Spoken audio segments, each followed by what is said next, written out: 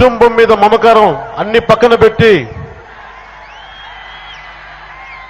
తెలుగుదేశం పార్టీకి కానీ భారతీయ జనతా పార్టీకి కానీ కేంద్ర నాయకులకు కానీ నేను వంత పాడానంటే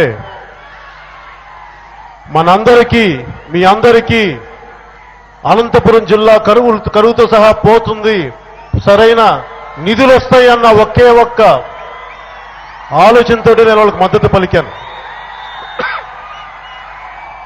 కానీ అవి జరగనప్పుడు, ఆ మాటలు నిలుపుకోలేనప్పుడు నేను ఖాళీగా కూర్చున్న మనిషిని కాదు, ఉత్త చేతులతో జీహూజూరని ఆడే బానిసని కాదు. నేను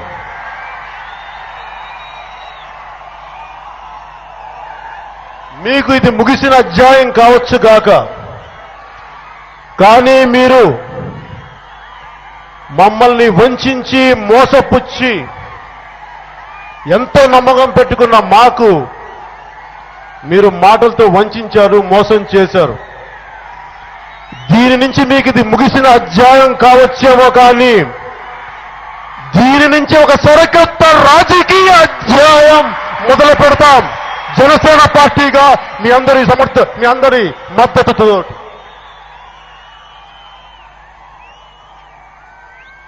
దండాలు పెట్టి మరి ఓట్లు అడిగి అందలం ఎక్కి కూర్చున్నాక ప్రజల్ని మర్చిపోతారు, మనుషుల్ని మర్చిపోతారు.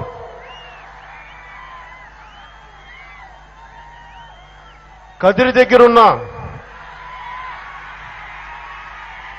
తిమ్మమ్మ మర్రిమాను కూడా భూమిలో పడి మొలిచి ఎదిగి అనేక శాఖలుగా పెరిగి ఒక చెట్టు కూడా కృతజ్ఞతతోటి ఏదైతే తనకి నీడనిచ్చిందో, ఏదైతే నాకు ఆశ్రయం ఇచ్చిందో ఆ భూమికి దాని ఊడల ద్వారా దండం పెడుతుంది.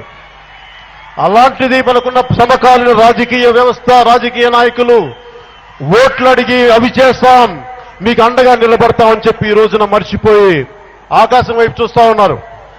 మనం కనిపించట్లా. వారు గుర్తుపెట్టుకోవాల్సింది ఏంటంటే, మీ మూలాలు, మీ కాళ్ళు, మీ పునాదులు మా ప్రజల దగ్గరే ఉన్నాయి, అవి ఎక్కడా లేవు. అనుకుంటే కూలతోస్తాం, మీరు నిలబడకపోతే కూలతోస్తాం.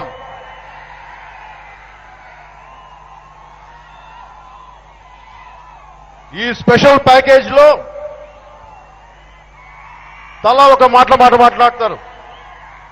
Arun Jaitley garu, finance minister, union finance minister Shri Arun Jaitley garu 2,03,000 కోట్లు ఇస్తున్నామంటారు. శ్రీ వెంకయ్యనాయుడు గారు 2,25,000 కోట్లు ఇస్తున్నామంటారు. వాళ్ళిద్దరి మధ్యలో వ్యత్యాసమే 23,000 కోట్లు ఉంది. ఇద్దరు ఒకటే కేంద్రం నుంచి వస్తున్నారు. ఒకళ్ళేమో 2,03,000 కోట్లు అంటారు, ఇంకొకళ్ళేమో 2,25,000 కోట్లు అంటారు. ఈ మధ్యలో ఆ తేడాలో ఇంకొక పోలవరం ప్రాజెక్టే ఉంది 23,000 కోట్లకి. సో వాళ్ళ మాటల్లోనే స్పష్టత లేదు. రాష్ట్రం విడగొట్టినప్పుడు తలుపులు మూసి ఒక క్లారిటీ లేకుండా ఎలా విడగొట్టారో, ఈ స్పెషల్ ప్యాకేజ్ ఇచ్చేటప్పుడు కూడా అర్ధరాత్రి ఇచ్చారు. ఏదో కొంపలు ముగిపోయినట్టుగా. ఎవరికి భయపడి మీరు ఇచ్చారు? ఎవరి గురించి ఆలోచించి మీరు ఇచ్చారు? ఏ ప్రజల కోసం భయపడి ఆలోచించారు? దేనికి? మీరు ప్రజలకి నిజమైన న్యాయం చేయాలనుకుంటున్నప్పుడు చాలా ప్రశాంతంగా చేయొచ్చు కదా. అర్ధరాత్రి అపరాత్రి ఎందుకు? మీరు దాంట్లోనే తెలుస్తుంది మీరు మమ్మల్ని వంచిస్తున్నారు, మోసం చేస్తున్నారు. దాంట్లో ఎలాంటి చట్టబద్ధత లేదు. మీరు కావాలనే మమ్మల్ని వంచిస్తున్నారు ఇంకొకసారి అని మాకు ప్రగాఢంగా నమ్మకం కలుగుతోంది.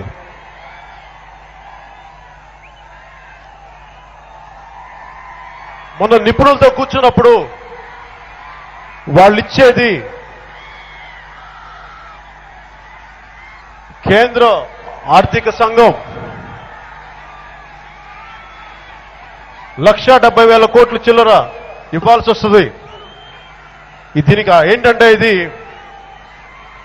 అన్ని ట్యాక్సెస్ అన్ని కలెక్ట్ చేసి ఒక కామన్ పూల్కి వెళ్ళి, నేషనల్ కామన్ పూల్కి వెళ్ళాక ఏ రాష్ట్రం వాటా ప్రకారం ఇవ్వాలి.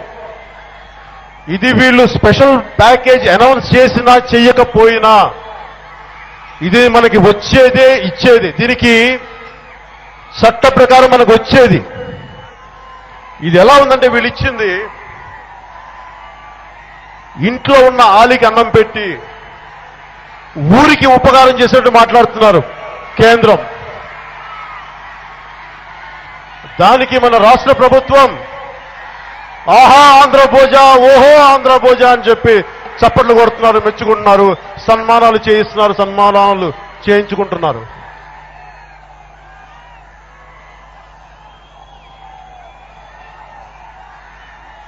కేంద్ర ప్రభుత్వం గురించి మాట్లాడాలి అంటే శ్రీ నరేంద్ర మోదీ గారి మీద నాకు అపారమైన గౌరవం ఉంది. ఈ దేశాన్ని సరైన దిశలో తీసుకెళ్లగలరని. అలాగని చెప్పి మన రాష్ట్రానికి అన్యాయం జరుగుతున్నప్పుడు, న్యాయం జరిగినప్పుడు నేను ఎదురెళ్ళి మాట్లాడడానికి వెనకాడం. ఈరోజు వీళ్ళు ఇస్తున్న కామన్ ఫండ్స్ అన్ని ట్యాక్సెస్ కలెక్ట్ చేసి అన్ని రాష్ట్రాల నుంచి కేంద్రానికి వెళ్ళి కేంద్రం మన జనాభా నిష్పత్తి ప్రకారం సగటు ఆదాయం ప్రకారం తిరిగి మనకి ఇవ్వాలి.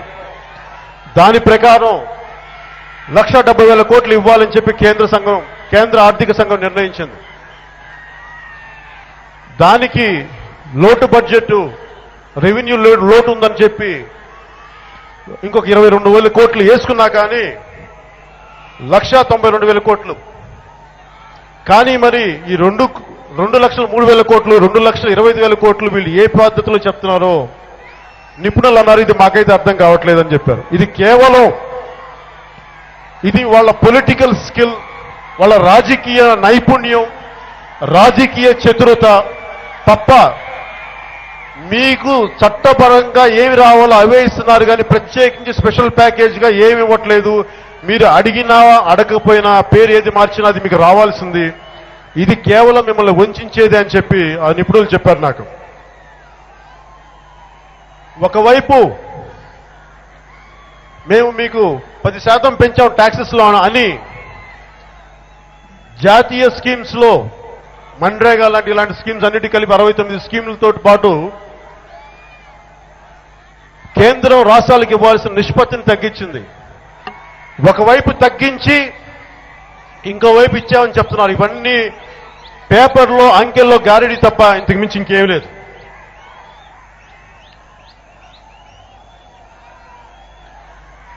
సుజనా చౌదరి గారు, ఎంపీ సుజనా చౌదరి, కేంద్ర మంత్రి సుజనా చౌదరి గారు స్పెషల్ స్టేటస్ గురించి మాట్లాడితే ఆయన ఏమంటున్నారంటే